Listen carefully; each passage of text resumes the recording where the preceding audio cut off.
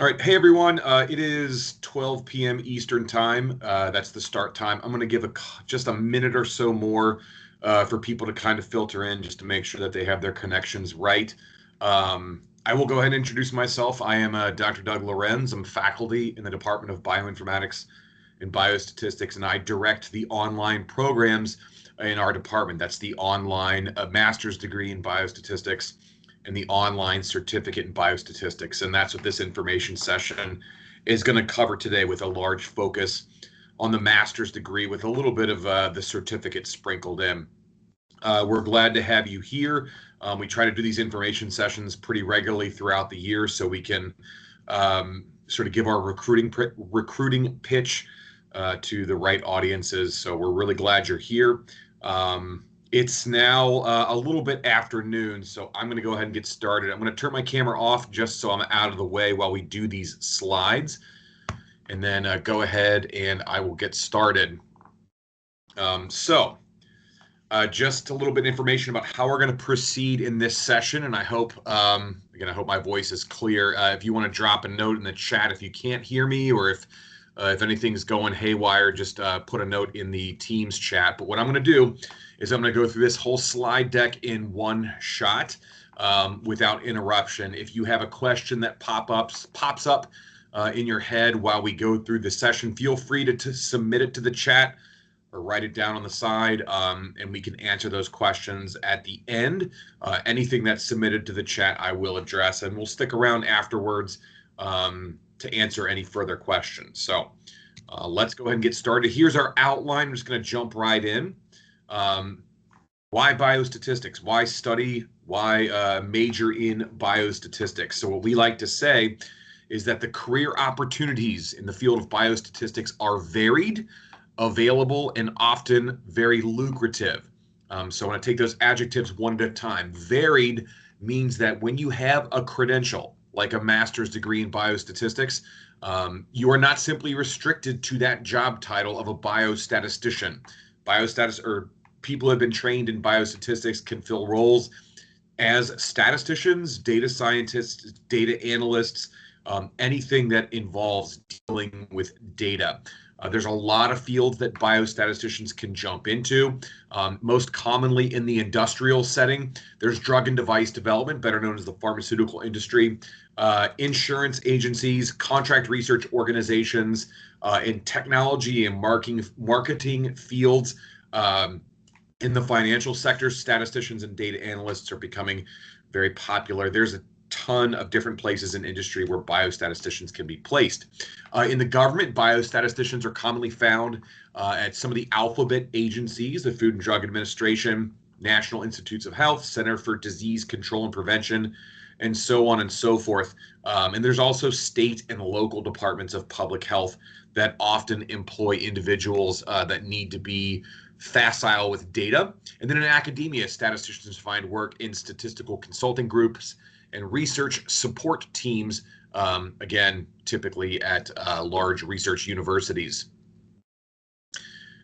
Biostatistics jobs are available. According to the last survey by the Bureau of Labor Statistics, there were over 35,000 jobs available in the USA in 2022, and the field is still expected to grow over the next 10 years. And according to the Bureau of Labor Statistics classifications, that is much faster than average than compared to other job fields. So the jobs are out there already, and the field is expected to grow over time.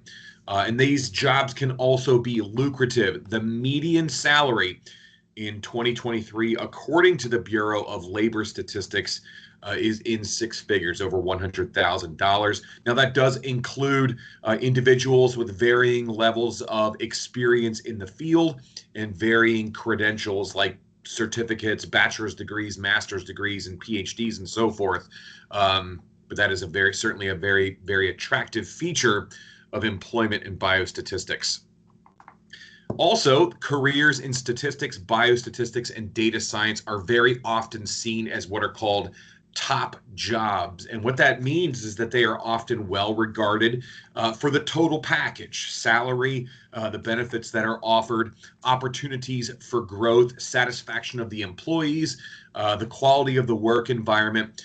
Jobs in the field are often seen as top jobs. And you can see a couple of rankings here from US News and World Report and Glassdoor.com that data scientists and statisticians, again, jobs in those fields are very, very highly regarded for their, again, salary, benefits, opportunities for growth, and the satisfaction of their employees. So then the question becomes, why should you get a Master of Science degree in biostatistics? Well, jobs that just require bachelor's degrees are out there in the field of data science and statistics and biostatistics, but the typical entry-level education that is required in the field is a master's degree. And again, that's published by the Bureau of Labor Statistics. They have, hard data that supports that, but they classify the typical entry level as a master's degree. And further, non-scientific master's degrees, meaning things like MP, like a Master of Public Health in biostatistics, are often insufficient credentials for that entry-level position in the field. So getting that master's degree can be pretty powerful. Also, the compensation for individuals with a master's degree is typically far better than those for a bachelor's degree in statistics or biostatistics, with a median salary over $37,000 more than bachelor's graduate. And that actually comes from a survey that the American Statistical Association puts out. That's the largest statistical association in the world. Further, in the last salary survey that the American Statistical Association conducted, they actually had a hard time identifying and getting survey responses from individuals that just had a bachelor's degree. Again, that's evidence that, yes, those jobs are out there, but they are kind of few and far between. Having that master's degree is a really, really important step for being competitive in the job market. So now let's get a little bit into our program specifically. We have been offering a Master of Science degree in biostatistics since 2001. We first offered it fully online in the fall 2018 semester. It is one of the few online master's degrees that's specifically devoted to biostatistics in the United States. There are related degrees out there, but they're not really comparable to a pure MS in biostatistics. And some of those related degrees are that Master of Public Health Biostatistics concentration that I mentioned. There are Masters in Applied Statistics, Masters in Statistics, degrees that cover data science and data analytics. But what we like to say about our program is that we blend the theory and practice of biostatistics. And that way, our trained, graduated biostatisticians have a strong grounding in both the theoretical foundations of the field and the applications that will make them more competitive in the job market. A little bit about our faculty and graduates. We have very distinguished faculty here. We have elected members of the International Statistical Institute and elected fellows of the American Statistical Association. And just briefly to comment about that, to become an elected member of the ISI is one of the top worldwide honors that a statistician can achieve.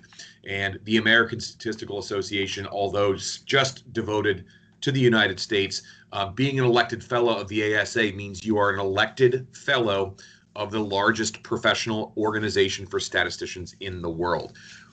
More locally, we also have what are called several U of L faculty favorites. This is an award where students nominate faculty to be honored as the so-called faculty favorites.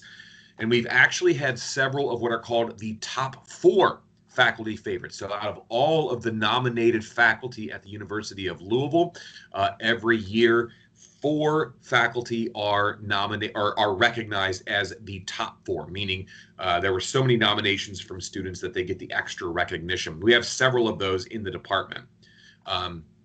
About our graduates, all of our tracked MS graduates have found employment or have been admitted to doctoral programs in statistics and biostatistics, and that typically has happened upon graduation or within months of graduation. Now, I will point out there are rules and processes that sort of limit our ability to keep in touch with our graduates, but the ones that we do are able to engage with, they have all been able to find gainful employment pretty quickly.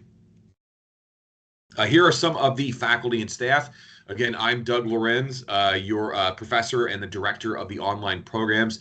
You will be working very closely with me should you choose to study with us, as I also serve as the advisor for all online students.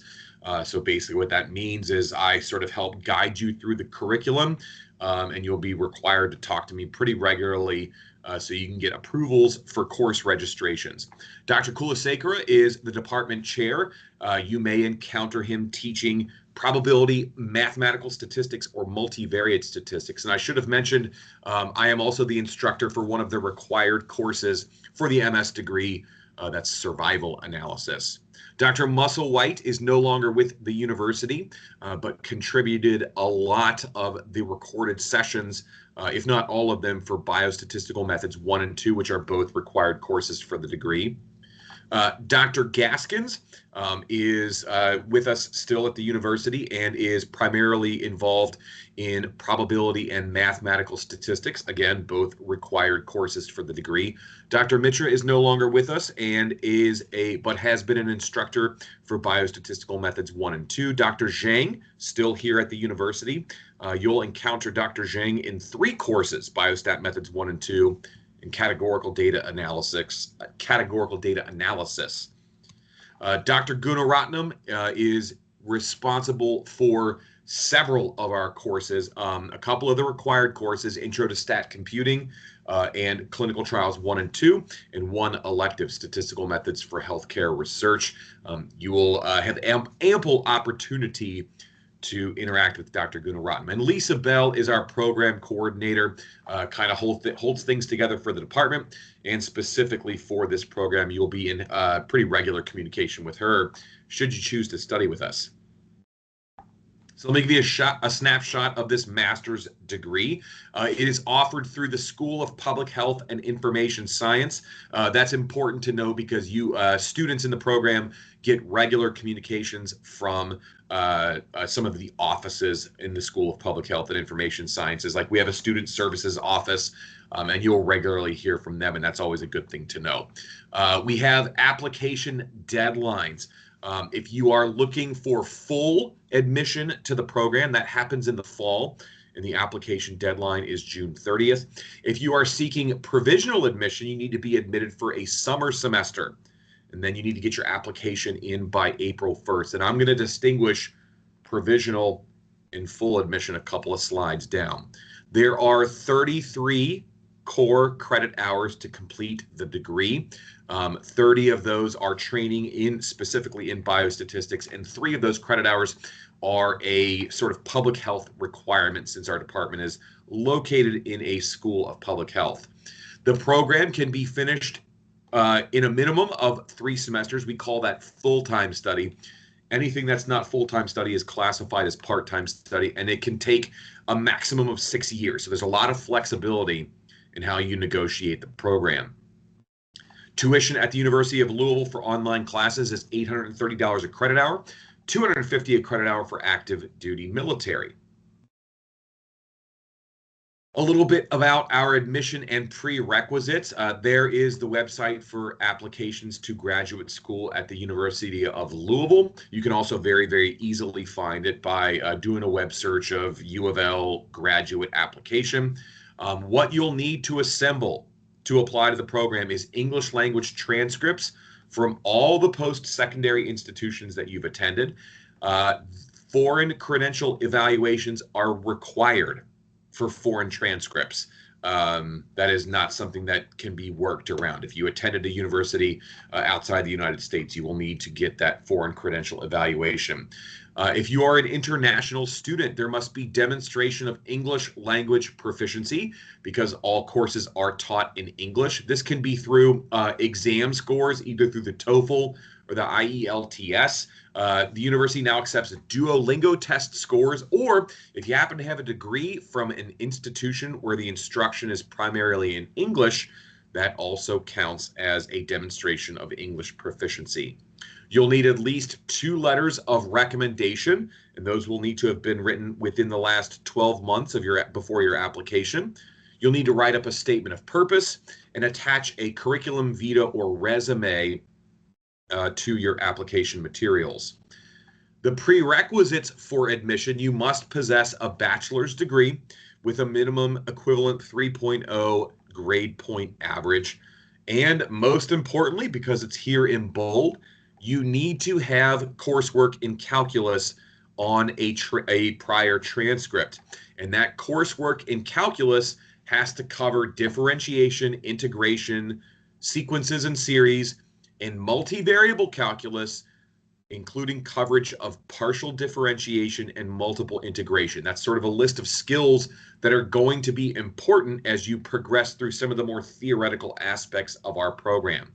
Now, in the United States, this is typically covered in a Calculus 1 through 3 sequence of courses. For example, here at the University of Louisville, there is a Calculus 1, 2, and 3 courses. They are each worth 4 credit hours, and taking all 3 of those courses gets you coverage of all of those points mentioned there, all the way through partial differentiation and multiple integration. Do not sleep on this requirement. Much of the material that you will cover in our curriculum is firmly rooted in calculus. It is extremely important that our students possess that background in order to negotiate the material that they will encounter. Here is a snapshot of the MS curriculum. I've got these sort of arranged in groups. That first grouping is the probability and math stats sequence. I group those because probability is a prerequisite for math stats.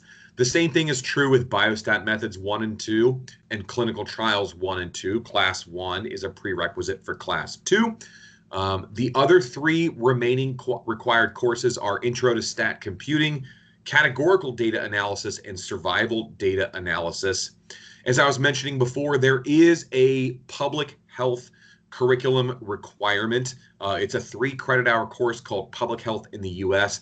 In order for us to maintain our accreditation as a school of public health, all of our graduates have to have some exposure to public health, and this is the easiest way for us to deliver that to you through this 3 credit hour course. To finish out the degree, there are 5 elective hours. Students that are interested in a certain topic, say you have a 3 credit hour elective already, and there's another 3 credit hour elective that you're really interested in.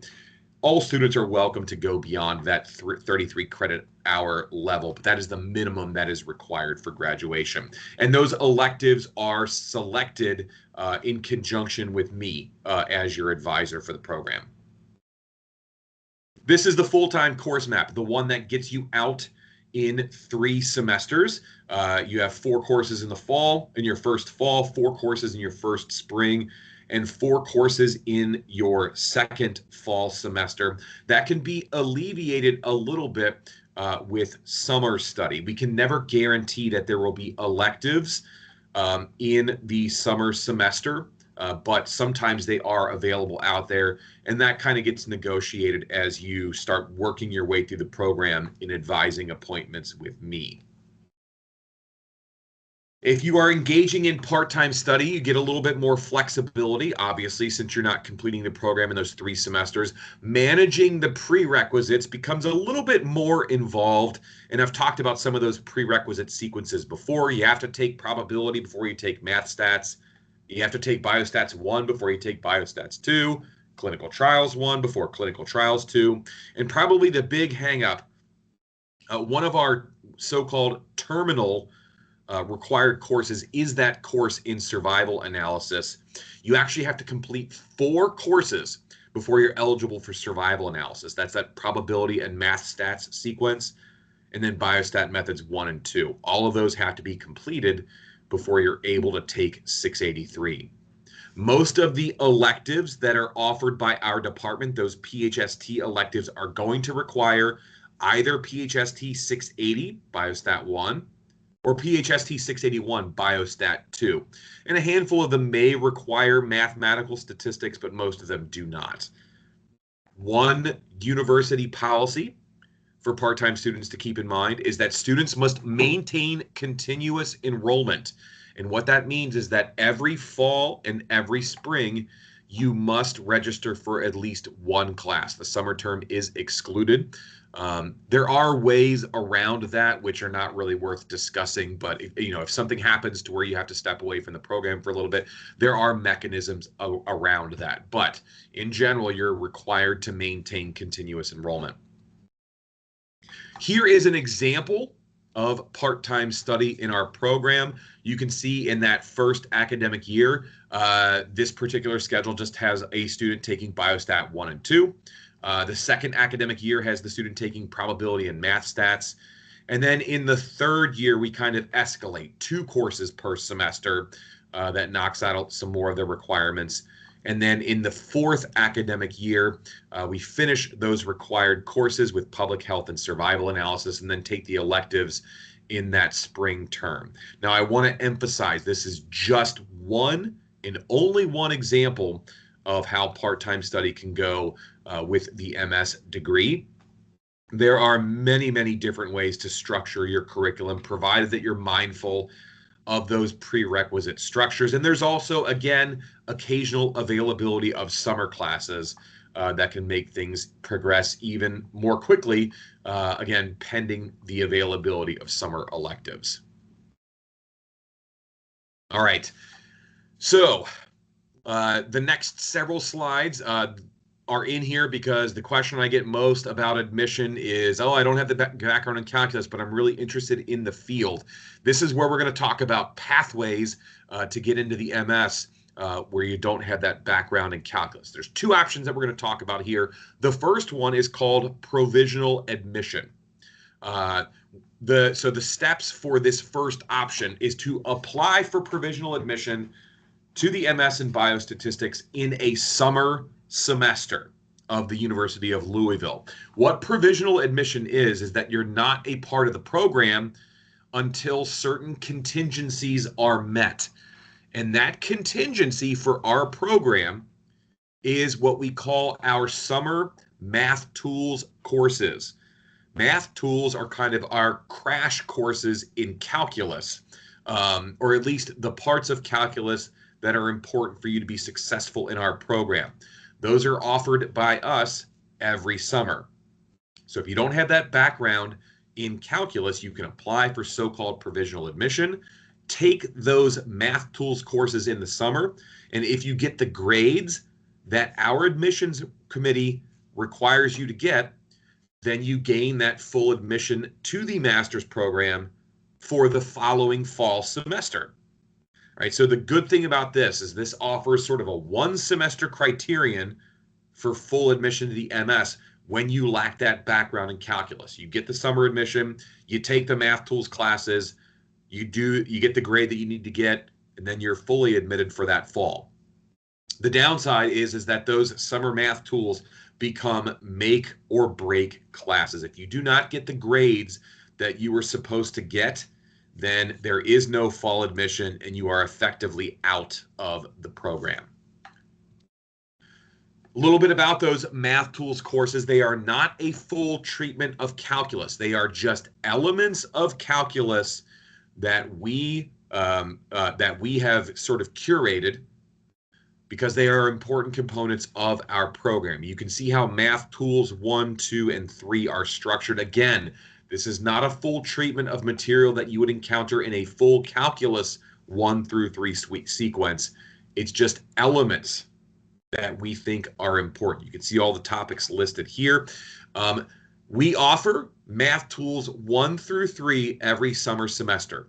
And those are the 3 math tools classes that are going to be required if you don't have that calculus background and you've applied for provisional admission. Math Tools 4 is only offered as needed.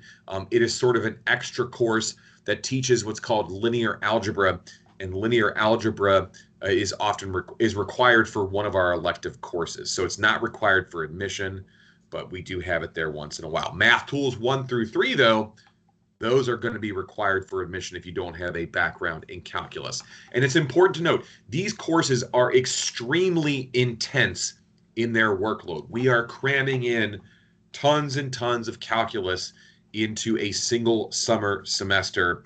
There's a lot of work, there's a lot of exercises. Calculus is a practice-based material. You have to work at it to get good at it.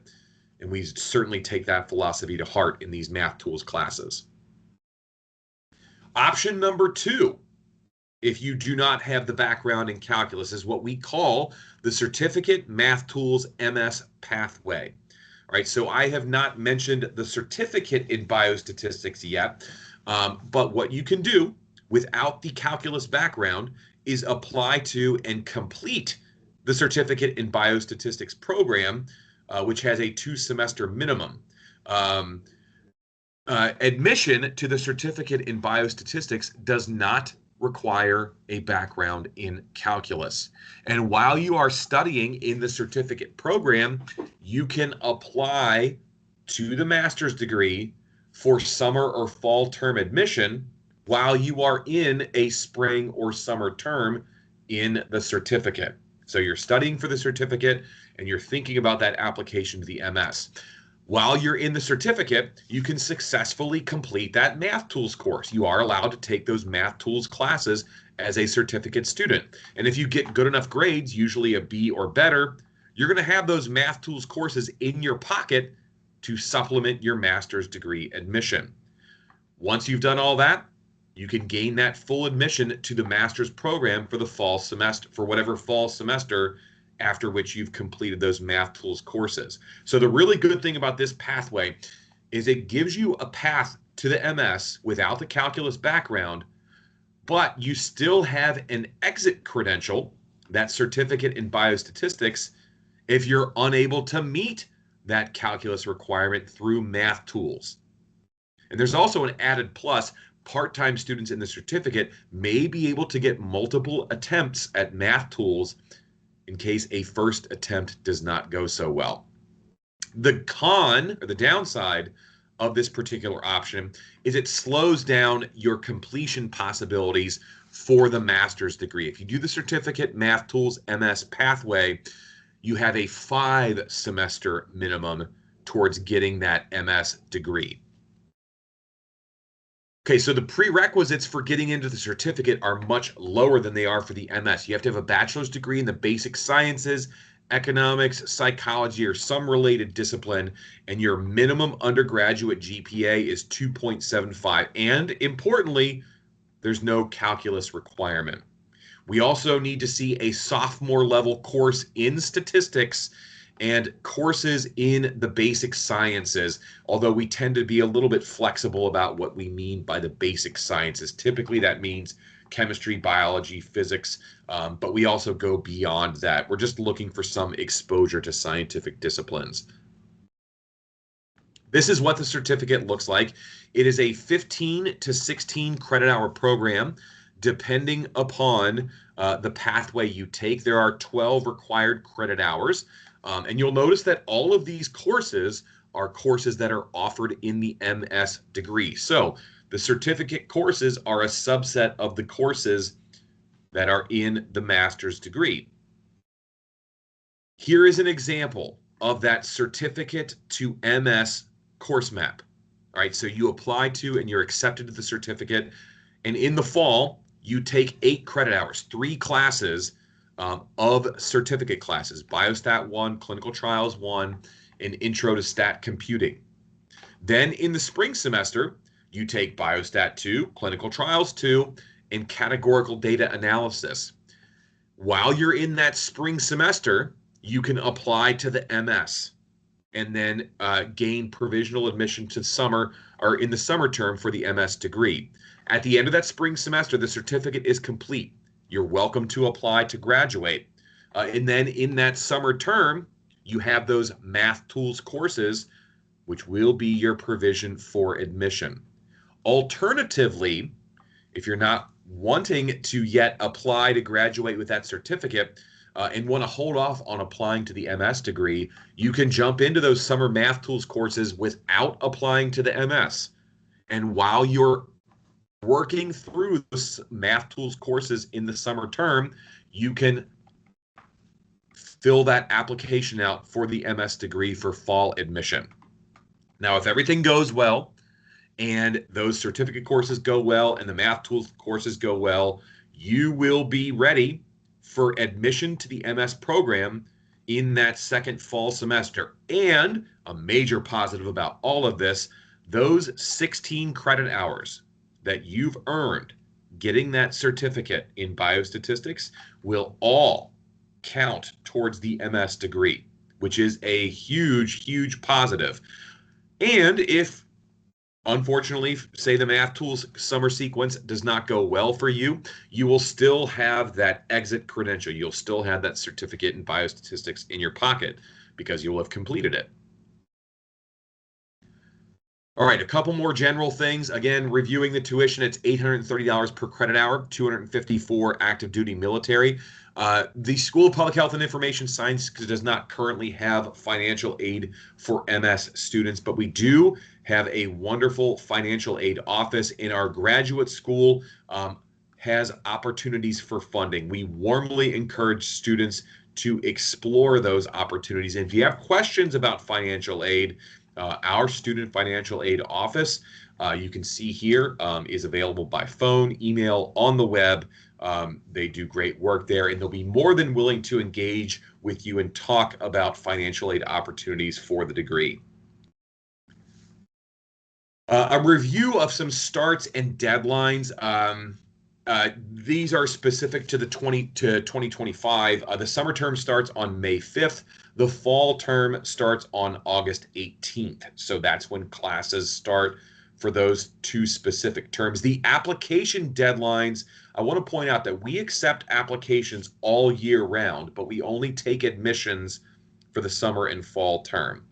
So April 1st is the deadline for summer term admission. If you're looking to apply to the certificate or for provisional admission to the MS, you're going to want to get your application in by April 1st.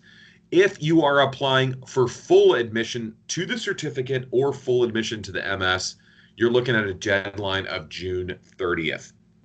Registration deadlines for those who have been accepted are typically the first week of school. Students are encouraged to enroll before the first week of the fall semester. That's August 18th of this year. The last day of the first week of classes, August 22nd, this coming fall, is the last day to drop and add classes. And we have a full university calendar that's online, very, very well updated. You can check out there. All right, so what should you do next? If you haven't applied, you'll want to assemble the required materials for an application. That's transcripts, letters of recommendation, your CV or resume, so on and so forth. Make sure you assemble all those things, and then you can go apply at the university's graduate application system.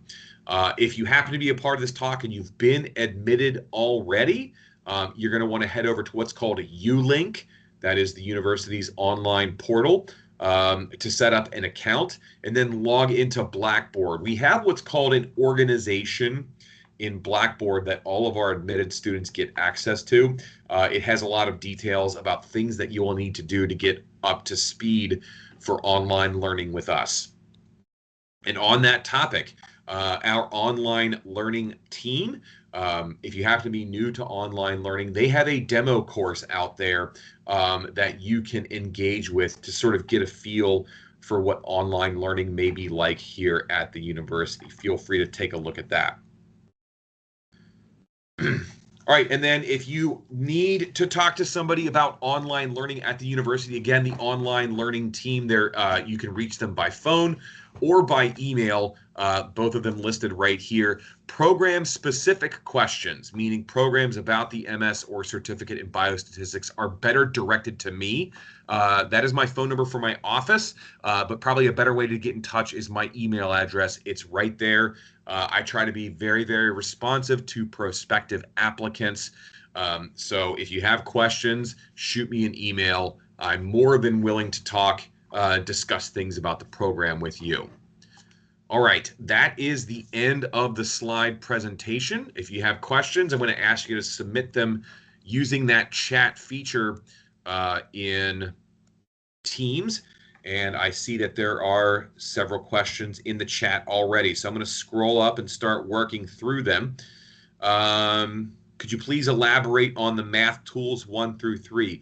Okay, so math tools 1 through 3, those lectures are asynchronous, but they are offered in confined spaces of time. The university chops up its summer semester into 3 segments. They're called Term 1, Term 2, and Term 3.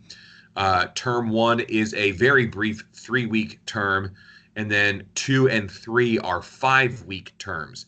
Math Tools 1 is offered during that 3-week Term 1, and Math Tools 2 and 3 are offered in Terms 2 and 3. They are sequential, and the courses are prerequisites for each other. So if you don't pass Term 1, or if you don't pass Math Tools 1, you'll be able to register for Math Tools 2, but you'll be asked to dismiss yourself because you haven't met the prerequisite. The lectures are asynchronous within each of those terms, meaning you'll be able to access them at any particular time. There are deadlines for certain assessments like homeworks, quizzes, and exams within each of those classes. You'll have to hit those deadlines, but other than those deadlines, they are asynchronous.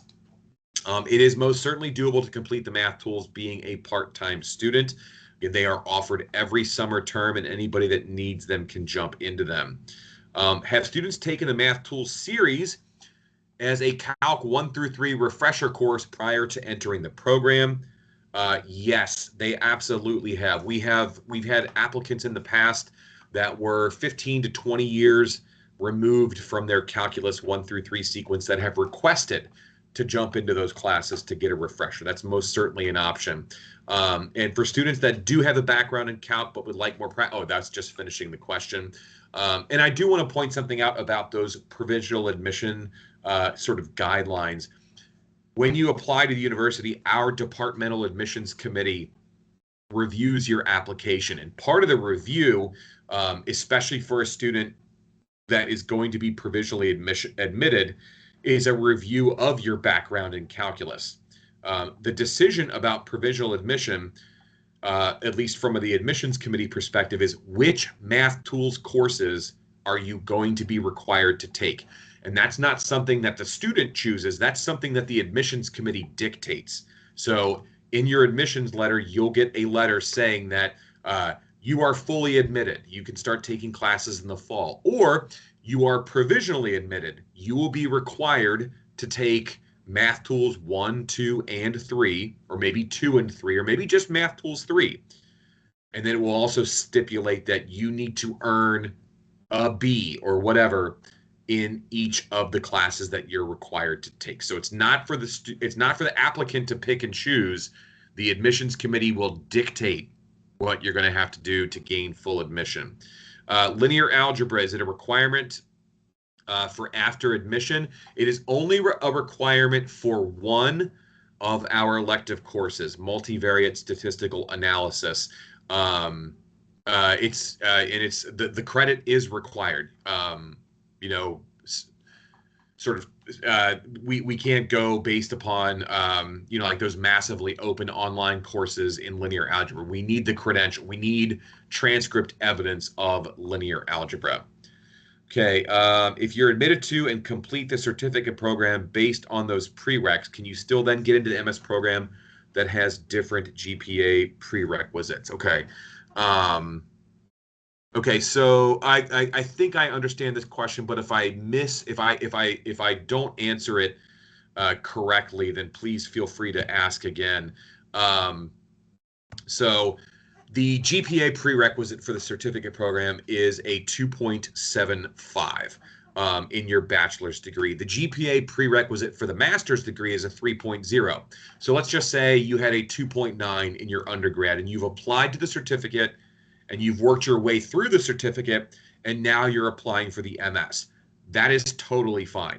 For the most part, our admissions committee, yes, they'll take a look at your undergraduate record, but if you are doing the certificate and, knocking it out of the park and, getting the grades that you need to get, completion of the certificate will sort of overrule that bachelor's degree GPA. Now, if your GPA in the certificate program is not what it needs to be, in other words, below 3.0, first of all, you won't be able to apply to the certificate or apply to graduate with the certificate because you have to have the 3.0 to graduate. But also, our admissions committee is going to take a look at that and say that's not going to be good enough. But hopefully that answers that question about GPA. If it doesn't, please feel free to re-ask. Are there electives or core courses where students can learn more about AI or machine learning? Our department, and those are the courses that are prefixed by PHST. Our department does not have courses in AI or machine learning. We do have a data mining course that's offered by another department. PHMS is the prefix. That's our public health management sciences department. However, other departments around the university, and this is most commonly seen in our School of Engineering, have courses that engage in AI and machine learning. And we welcome several of their classes as electives for our program. And we typically talk about those things in advising appointments with students. The sort of hiccup there is that their courses have different prerequisites than our courses. So sometimes it's required that you'll need to go out and get instructor permission to jump into one of those AI or machine learning prerequisites. What are some of the career options for someone with just the certificate? That's actually a good question. There's not a lot of data out there on the graduate certificate as an independent credential for seeking employment. So I'm sort of speaking off the cuff here and I don't have any data to support it. The certificate has largely more been seen as training that helps an individual gain a skill that will help them in, say, a current job. As an independent credential to get a foot in the door in the field of statistics and biostatistics, the certificate, I would venture to say, is probably a little bit hit or miss. So again, it can certainly be of value to get your foot in the door, to start taking on more data analyst or data scientist roles or statistical roles in an existing position. But it's probably better seen as terms of as far as breaking into the field is concerned. It's probably better seen as a stepping stone to that master's degree. Okay, networking opportunities, capstones, or research opportunities with the MS or the certificate. So we are somewhat, as far as networking is concerned, we are somewhat of a smaller operation. We do maintain a small alumni network where we try to stay in touch with our alumni. As far as networking is concerned, the thing that we recommend above and beyond, because they do it better than we could possibly think, is the American Statistical Association. Becoming a member of the ASA is about the best networking opportunity that you're going to encounter. Student memberships are pretty cheap. I think it's at $30 per year to become a student member of the ASA.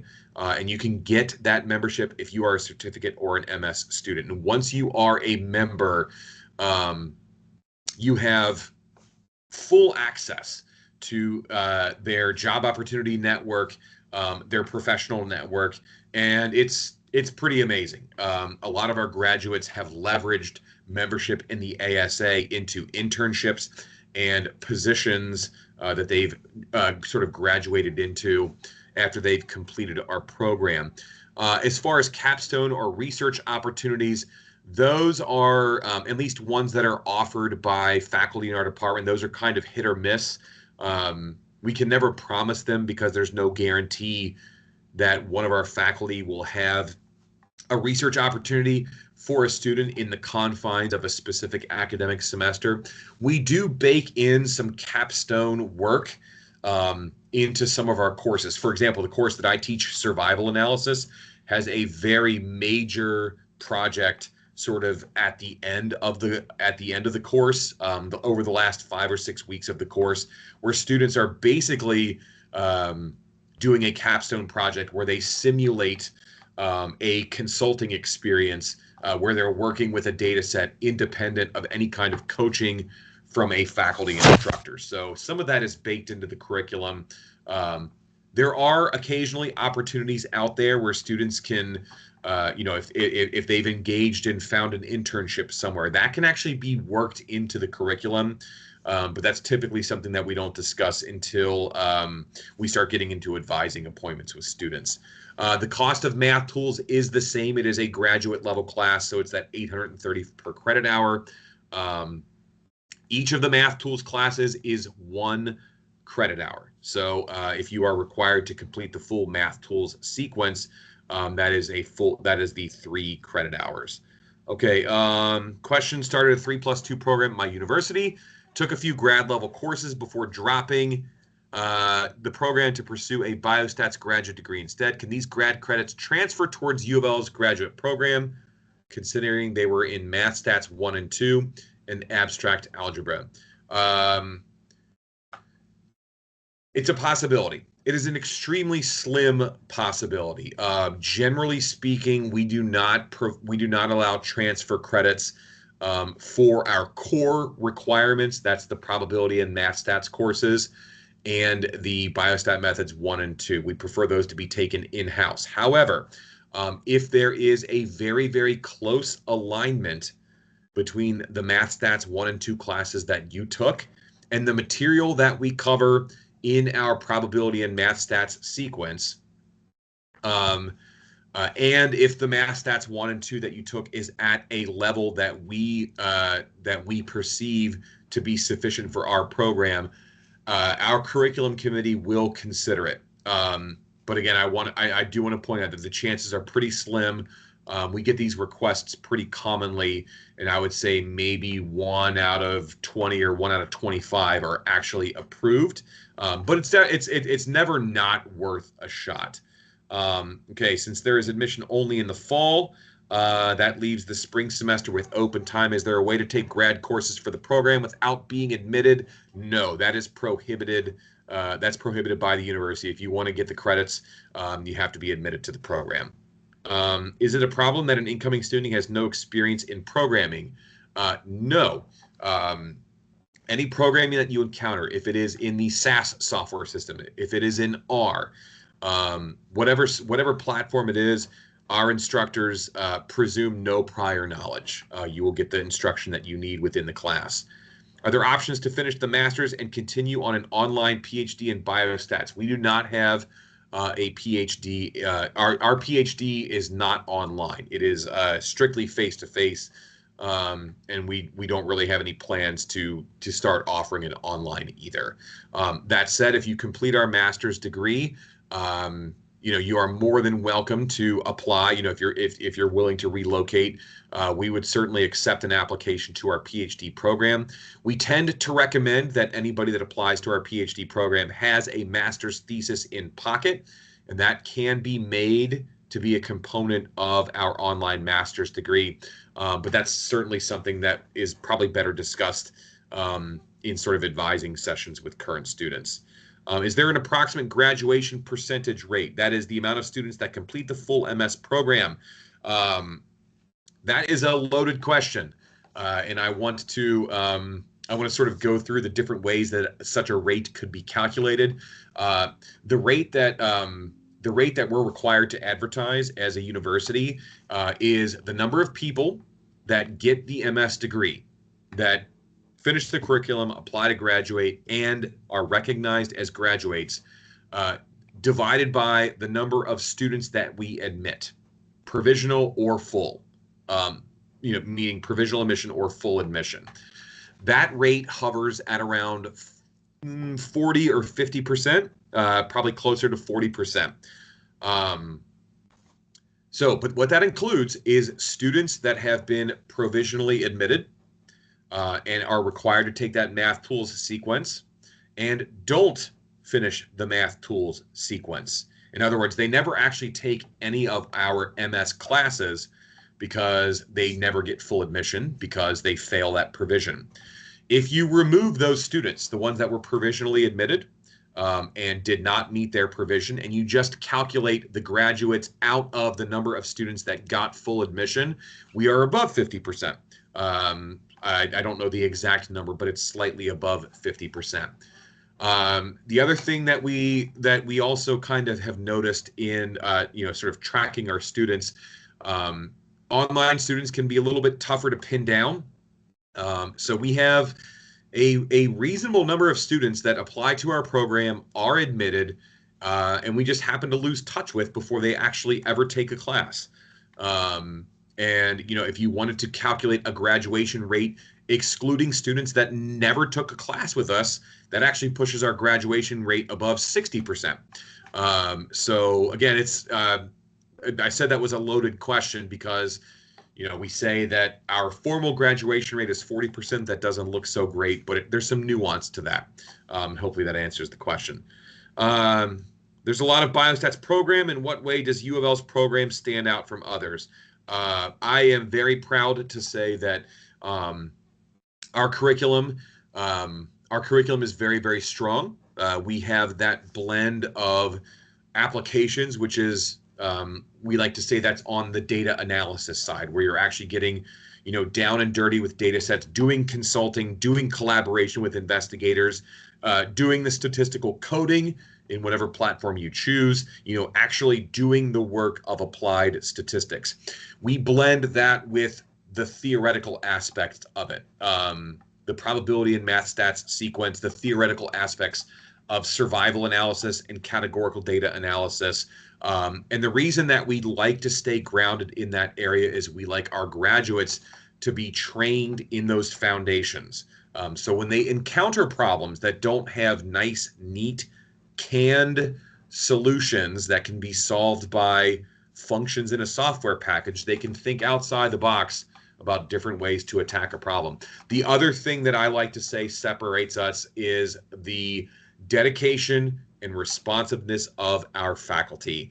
There's no way for me to measure this, but the faculty that run our programs, the faculty that put together those materials, are some of the most dedicated, responsive faculty you will encounter. They stay on top of their students. They make sure that they are progressing through the material and the courses that they're teaching. You will hear from me regularly as your advisor throughout the program. I will respond to emails, except weekend emails, within 24 hours and typically within a couple of hours from queries from students. You will not be left, even though you're in an online program and you're not in a physical classroom space or a physical building with us, you will not be left in the lurch as a student with us. How many student spots are there? That is unlimited.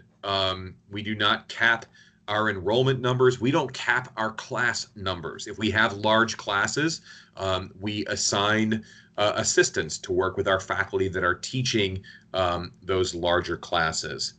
Building off Jeffrey, are any comments regarding potential changes compared to the University of Florida's Masters in Biostats? I am not familiar with their program. I am familiar with some of the sample lectures that UF has put online. Some of their more theoretical classes, I know that the mechanism that they've taken, at least the one that they've published online, the mechanism that they've taken for their courses is sort of Blackboard recording. A professor is up there at a physical, whiteboard, but at a physical whiteboard doing some of the more theoretical and calculus-based derivation work and basically teaching as they would for a face-to-face class. That gets recorded and posted apparently as the lecture. And I'm saying that just based on reviewing some of the sample lectures that Florida publishes.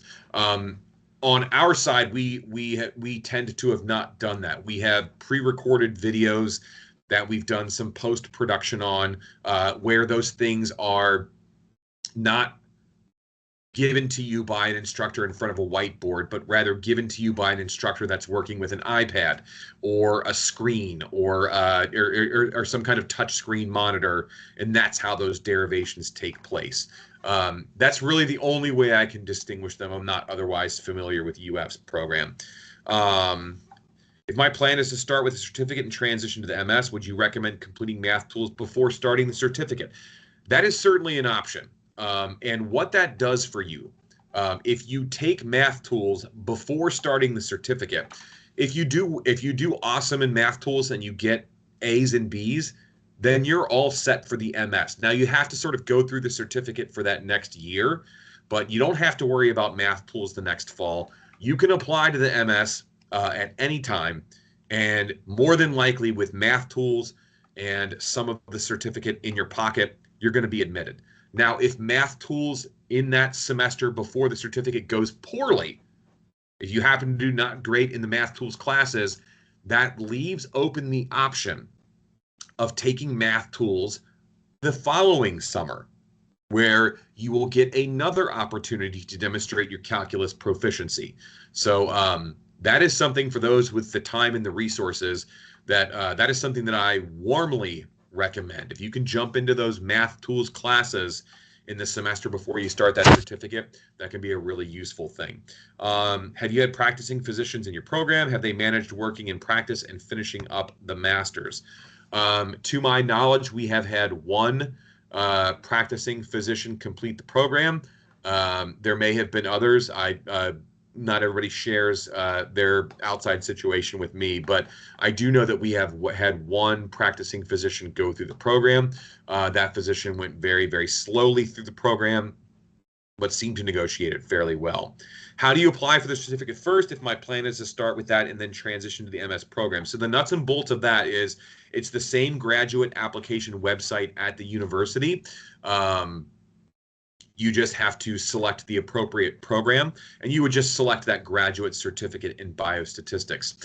As you are progressing through the certificate, there are rules in place that dictate that anybody that's in, well, let me back up for a second. While you are going through the certificate, you will actually have to apply again, but this time to the MS program. That's based on an accreditation rule that we have that anybody that's in a program must have applied to that program. So it feels kind of silly. You're applying to the certificate and then you're later applying for the MS, but that's just sort of a procedural hurdle that we have to go through in order to facilitate that certificate to MS pathway. So apply to the certificate, start working through the certificate, apply to the MS at a later date. Okay. Upon graduating, do you mail the diploma, or is there an opportunity to have a formal graduation for family to travel to and attend? As an online student, you have the same privileges of participating in commencement as a face-to-face student. So online students, you'll get regular emails from our Office of Student Services just about, things to be aware of. And as you're approaching your graduation, you'll get emails about commencement. Online students are welcome to register for, participate in, and walk across that stage at our commencement ceremonies. And those that have the capacity to do it, we do encourage it. Those that do not, there are obviously mechanisms for mailing those diplomas. You'll deal with our registrar's office when that becomes the case. Okay. All right. I think I've hit all of the questions that are currently in the chat.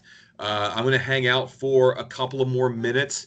If anybody else has a question, or if you asked a question that I either missed or did not fully or appropriately answer, please feel free to submit it. So I'll just hang out here for a couple more minutes. Otherwise, that ends the session. Thank you so much for being a part of this. I hope it was informative. If you have follow-up questions, you're welcome to email me. Otherwise, thanks for joining us. Take care and have a great weekend.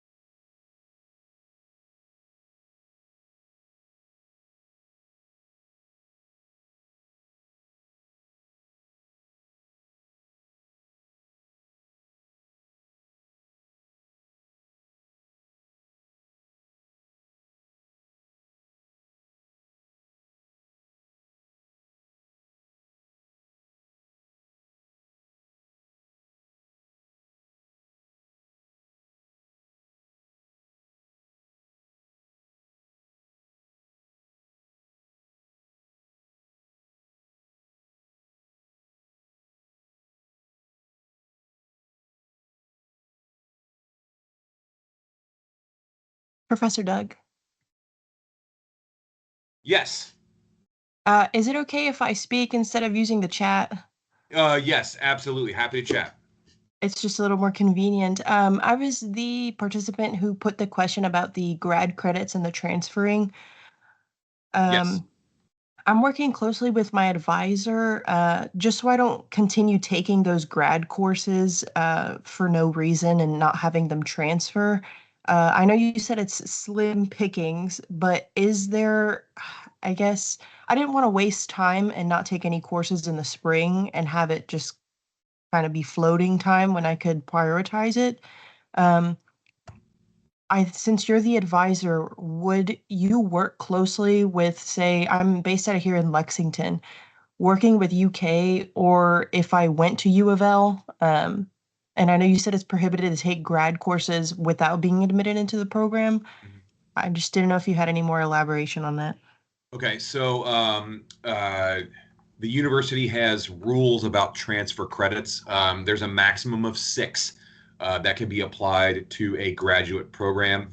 Um, that is appealable, but typically those appeals are denied because we've set up our master's program to only require 30 credit hours plus those 3 public health hours. But generally speaking, anything beyond 6 is denied. If you if you're if you're thinking about what you're going to be doing for the spring and wondering what may transfer, what may not transfer, um, we could probably do an informal preliminary evaluation if you were able to provide an unofficial transcript that reflects what you've taken so far.